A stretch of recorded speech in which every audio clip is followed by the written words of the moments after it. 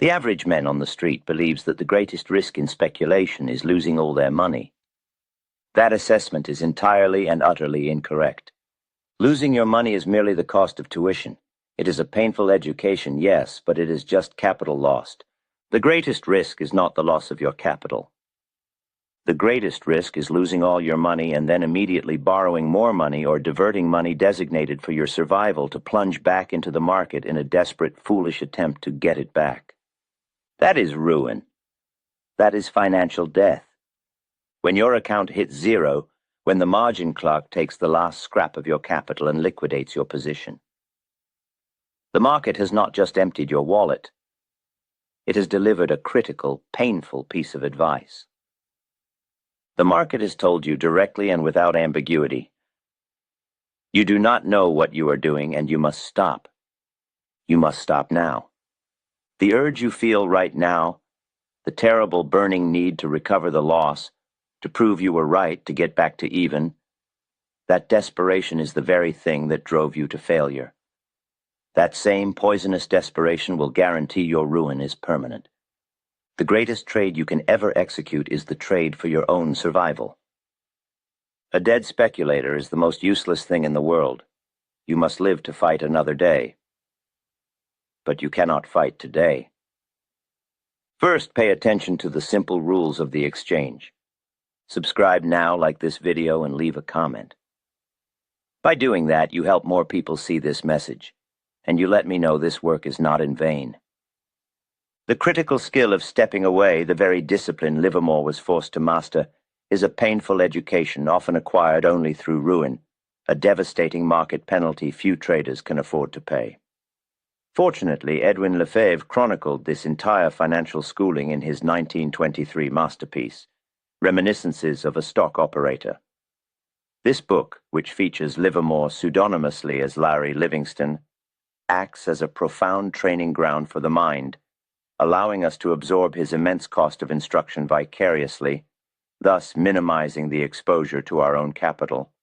However, to translate the timeless wisdom of the bucket shops and the 1920s market methods for today's complex environment, the Max Davidson Annotated edition is essential. It provides the crucial context needed to transform historical anecdote into actionable modern methodology. A link to this indispensable edition is provided in the description below. Now return to your position. You are ruined. What must you do? The crowd believes ruin requires instant action. They want the immediate comeback. They want the double or nothing trade. They are wrong. They are suicidal. The absolute necessity of the pause. When you are ruined, the most disciplined action is complete and total retreat. I call this the Livermore Vacation, but it is no pleasure trip. It is mandatory strategic absence. You must physically step away from the ticker tape. You must remove the temptation of the board. I do not mean step away for an hour. I mean you must disappear until the emotional toxicity of failure has completely dissipated. Failure is a poison. It seeps into your judgment. It makes every entry a gamble based on anger. It makes every exit a panic based on fear. You cannot think clearly while you are emotionally bankrupt. Your mind is saturated with the pain of the loss. You are not seeing the facts of the market. You are only seeing the ghost of the money you once possessed. You must stop. This is not quitting. Do not confuse strategic retreat with cowardice. This is mandatory discipline. If you cannot afford to trade, you cannot afford to watch the tape. The temptation of a single quick position will be too great. You must sever the connection entirely. Your brain needs time to heal. Your psychological capital is now negative. You must restore your self-trust before you can attempt to restore your bankroll. Capital preservation is the primary job. You must understand your fundamental purpose. Your job is not to make 100% returns tomorrow. That is the job of the lunatic. Your job is to ensure you have capital tomorrow. Your job is to ensure you have capital the day after tomorrow. Ruin is not merely a setback. Ruin is the absolute, total, final end of the game. If you lose your capital entirely, you cannot speculate. you become a mere spectator. A speculator who cannot manage his exposure to ensure continued participation is not a speculator at all. He is merely a gambler, waiting for the police. He is waiting for the inevitable moment when the market removes him. When the money is gone, the market has revoked your license. You have failed the basic examination of survival. You must internalize this truth. Keeping the capital you possess is 10 times more important than trying to acquire more capital. If you violate this rule, you violate the very core tenet of the speculative business. You have turned a meticulous art into a sloppy, desperate hobby. When you are wiped out, the market has declared you dangerous. You are dangerous to yourself. You must accept the verdict and step down from the cockpit. The only acceptable move is the move that protects the possibility of return. Right now, that move is inaction. The danger of the revenge trade. Ruin triggers a powerful, irrational urge. It is the need to get back to even. You feel wronged. You feel tricked by the market. You demand justice. This is a purely emotional response driven by the small, foolish ego inside you, not by cool, objective analysis. Let me tell you something absolutely clear. The market does not care what you lost. The market has no memory of your pain. It has no sympathy for your margin call. It is a merciless machine. To attempt the revenge trade is to engage in pure, self-inflicted misery. Every trade you make with the specific internal intention of recovering a previous loss is fatally flawed. It will be oversized. You will not honor your stops. You will chase the price. You will violate every rule that governs successful speculation because you are operating under the duress of anger. Anger makes you blind. Anger makes you greedy at the wrong time. This revenge trading is suicide by ticker tape. It is the final act of a man who refuses to admit he failed. He would rather destroy the last vestiges of his financial future than admit his judgment was momentarily compromised. You cannot recover $50,000 by risking $500 on a whim. The math does not work. The psychology does not work. You will only lose the $500 immediately and feel the failure twice as sharply. Stop chasing ghosts. Stop seeking revenge against a force that does not even recognize you exist. When you are ruined, the only trade that matters is the trade not taken. The gift of the margin call. Most traders view a margin call as the ultimate moment of failure. They hate the margin clerk. They curse the market. A disciplined man sees the margin call for what it truly is, a forced intervention. It is the market's mechanical stop-loss, forcing you to end the catastrophic sequence of errors that led you there. A margin call is the market shouting directly into your ear. Stop what you are doing. Your judgment is compromised. Your risk is excessive. Get out. If the market had not forced the liquidation, you would have undoubtedly plunged deeper into the hole. You would have doubled down. You would have leveraged up. You would have lost everything and then borrowed against your home to try again. You must embrace the forced liquidation. Be grateful. It saved the remaining sliver of your capital, or at least it prevented the debt from becoming truly inescapable. It prevented the disastrous mistakes you were guaranteed to make next, driven by panic and ego. The margin call is a gift of boundary. It is a moment of necessary pause. Accept the pain, accept the loss, and then turn off the lights. The office is closed. Rebuilding the stake, starting clean. If you were truly ruined, you must now secure a new stake. Historically, when I was wiped out, and yes, it happened to me more than once in the early days, sometimes in the bucket shops, I had to secure new capital, often starting with a tiny sum. The first rule about this new capital is crucial. It must be psychologically clean. This new stake cannot be borrowed money. It cannot be money owed to a family member who needs it back. It cannot be money designated for your rent, your food, or your basic survival. If the loss of this new stake cripples your life outside of the market, you cannot trade with it. Why? Because if your rent money is on the line, you cannot think about the market clearly. You will pull profits too soon. You will fear every normal fluctuation. Your need for the money will contaminate your strategy. Your rebuilding phase demands capital that, if lost entirely, will cause sadness but not ruin. It must be truly risk capital. Start small enough that losing 50% of the new stake does not break your spirit. You're not starting again to recover the million you lost. You're starting again to prove your discipline is restored. If you start with $1,000, that $1,000 must represent your renewed focus, not your old desperation. The true cost is not dollars, but discipline. Let us discuss the true loss of ruin. The money lost is irrelevant. Truly. Money can be replaced. What is irreplaceable is the confidence you destroyed and the psychological discipline you eroded in the process of your downfall. You were ruined because you violated your own rules. You held a losing position too long. You failed to set stops. You leveraged excessively. You listened to outside tips. The money is merely the symptom. The disease is your lack of adherence to systematic speculation.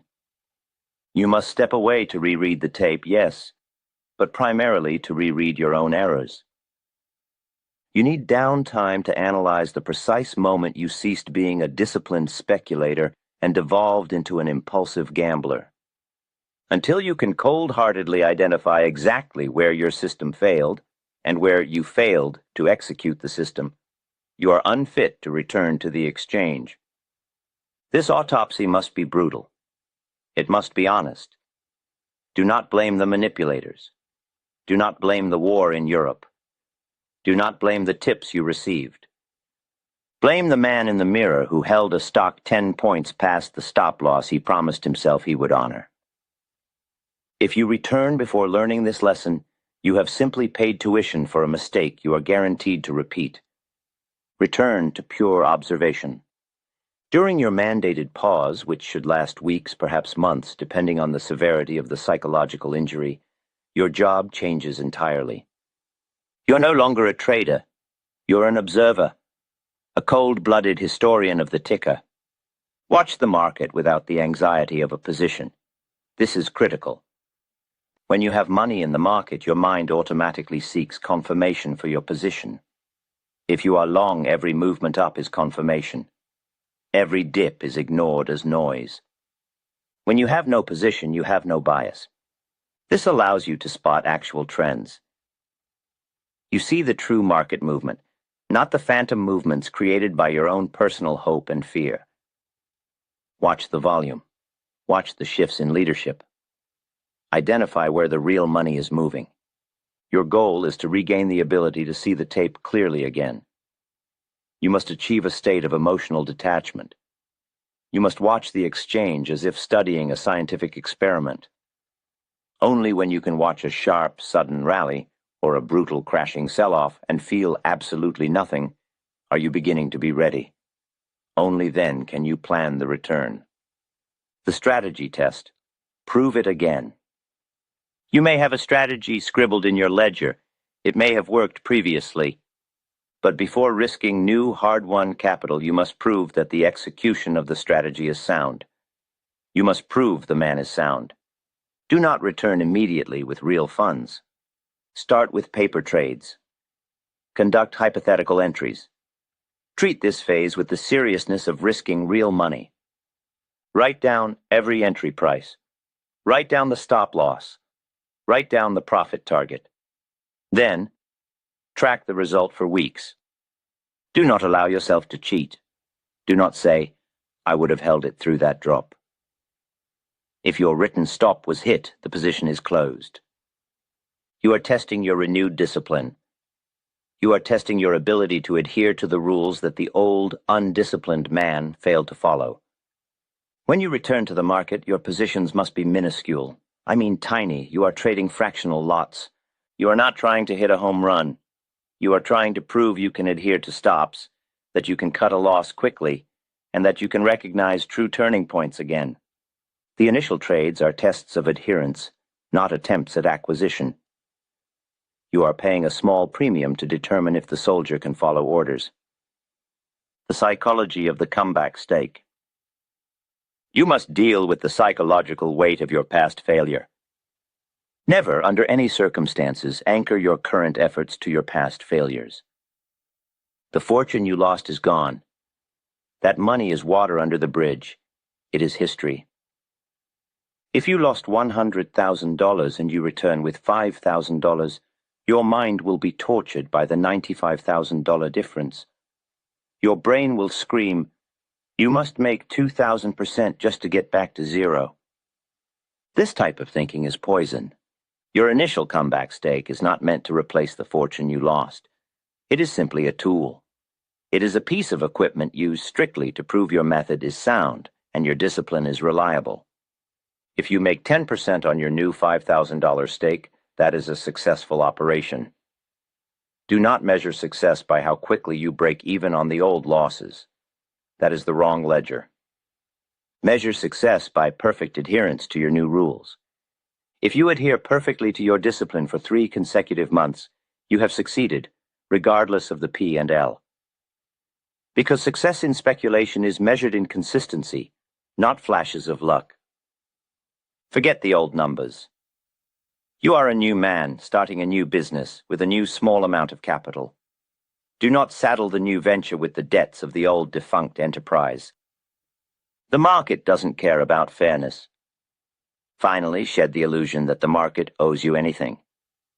The market will never give back what it took based on fairness. There is no justice on the exchange. It is impersonal. It does not punish. It does not reward. It merely reflects reality. If you are broke, the only resource you have left is your time, your focus, and your ability to learn the terrible, expensive lesson delivered by the ruin. Ruin, if accepted correctly, can be the most profitable event of your career. It teaches a lesson that cannot be learned any other way: the absolute necessity of risk control. Utilize the downtime. Read the classics. Study the cyclical history of booms and busts. Understand the mass psychology that drives prices far beyond reason and drags them down into panic. Your failure was predictable because it followed historical patterns of greed and fear. Ensure that next time, the time when you have rebuilt your capital and restored your discipline, you exit before the market forces you out. You must recognize the turning point before the margin clerk does. That is the difference between a survivor and a casualty. The survivor takes the lesson to heart. The casualty simply demands another bullet. Failure is inevitable in this game. Everyone fails. Every great speculator has been wiped out at least once. But final ruin is a choice. It is the choice to continue trading when the rules of the game forbid you to do so. The market does not eliminate the prudent man. It eliminates the fool. It eliminates the undisciplined. If you have been forced out, see it not as the end, but as the clearing of the deck. You have been handed a clean slate. Step away. Preserve your mind. Rebuild your stake patiently, starting with pennies if necessary. Return only when your discipline is ironclad. Return only when you have accepted the painful truth. You caused your own defeat. And remember this above all else. The trader who survives the ruin lives to fight and potentially win another day. Survival is the ultimate profit. Do not sacrifice your survival for the sake of your ego. Wait, study, return smarter.